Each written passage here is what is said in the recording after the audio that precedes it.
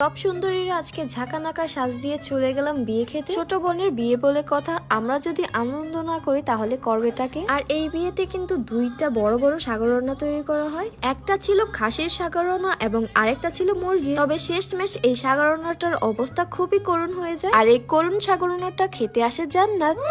By the way, এটা ছিল বরের গাড়ি। আর বরের গাড়ি এভাবে অলওয়েজ ফুল দিয়ে সাজানো থাকে। গেট ধরার আগে আমরা কিন্তু সবাই আগে থেকে প্রিপেয়ার ছিলাম। সবার হাতে কিন্তু অনেকগুলো স্প্রে ছিল, সেই সাথে টাকা পয়সা নিয়ে হচ্ছিল অনেক বেশি যায় ঝামেলা।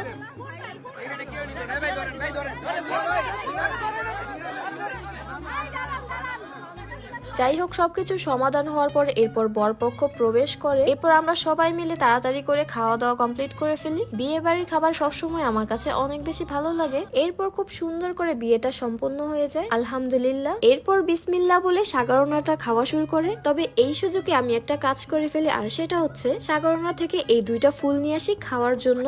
একটা ছিল গাজরের আর লালটা ছিল বিটরুটের। বিটরুটের এই ফুলের টেস্টটা একদমই ভালো ছিল না। বাই দ্য ওয়ে, এই বিয়েতে আসার আগে আমি কিন্তু খুব ভালো করে স্কিন কেয়ারটা করে আসি। তোমরা অনেকেই কিন্তু জানতে চাও আমার স্কিনটা আগে থেকে ন্যাচারালি ব্রাইট হয়েছে কিভাবে। আমি কিন্তু রেগুলারলি এই প্রিমিয়াম স্যাফরন সোপটা ফেসে অ্যাপ্লাই করে থাকি। এটা কিন্তু স্কিনের জন্য খুবই ভালো, বিশেষ করে স্কিনটাকে ন্যাচারালি ফর্সা করতে অনেক বেশি হেল্প করে থাকে। আর এই সোপটা কিন্তু রেগুলারলি ইউজ করলে আপনার পিম্পলও রিমুভ হয়ে যাবে ইনশাল্লাহ, এবং সেই সাথে স্কিনটা অনেক বেশি সফট এবং স্মুথ করবে। প্রথম ব্যবহারে কিন্তু আপনি আপনার ফেসের চেঞ্জেস গুলো দেখতেও পাবেন। মূলত আমি এই সাবানটি অর্ডার করেছি কাকলি বিজনেস শপ এই পেজ থেকে। বাই দ্য ওয়ে, এই হচ্ছে আমার ফেসটা ওয়াশ করার পরে রেজাল্ট। আলহামদুলিল্লাহ, আমার ফেসটা কিন্তু দেখতে মাশাআল্লাহ অনেক সুন্দর লাগছে। আর এই স্যাফরনের তৈরি এই সাবানটা দেখতেও কিন্তু অনেক বেশি কিউট লাগে। বাই দ্য ওয়ে, এইবার কিন্তু বিয়ের দিন অনেক শখ করে পান খেয়েছি। সত্যি বলতে গেলে পান খেতে আমার কাছে বেশ ভালোই লাগে, কারণ এটা খেলে কিন্তু ঠোঁটটা একদম লাল হয়ে যায় এবং মুখে একটা খুব সুন্দর ফ্লেভার আসে।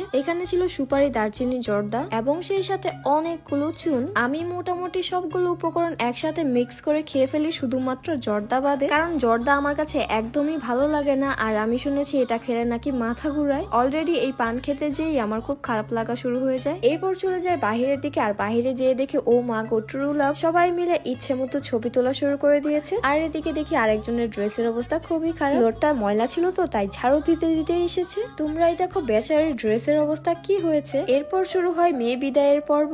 আসলে এই মুহূর্তটা অনেক বেশি কষ্টের ছিল। মেয়েদের জীবনটা না বড়ই অদ্ভুত। যেই বাড়িতে ছোট থেকে বড় হয়েছে সেই বাড়ি থেকেই চলে যেতে হয়। বিয়ের দিন কবুল বলার পর থেকেই কিন্তু একটা মেয়ের জীবন অনেক বেশি পরিবর্তন হয়ে যায়। বিষয়টা কষ্ট লাগলেও এটাই সত্য। তখন আর ইচ্ছে করলেই বাবার বাড়িতে আসা যায় না, ইচ্ছে করলেই বাবা এবং মার কাছে কোনো কিছু হুট করে আবদার করা যাবে না। আসলে বিদায় জিনিসটা এরকমই হয়। তবে সবকিছুর জন্য আলহামদুলিল্লাহ, জীবন সাথী ভালো হলে আর কিন্তু কোনো প্রকার কষ্ট লাগে না। তখন শুধু সবকিছুতেই সুখ আর সুখ লাগে। আজ এই পর্যন্তই, সবাই ভালো থাকবেন। আল্লাহ হাফেজ।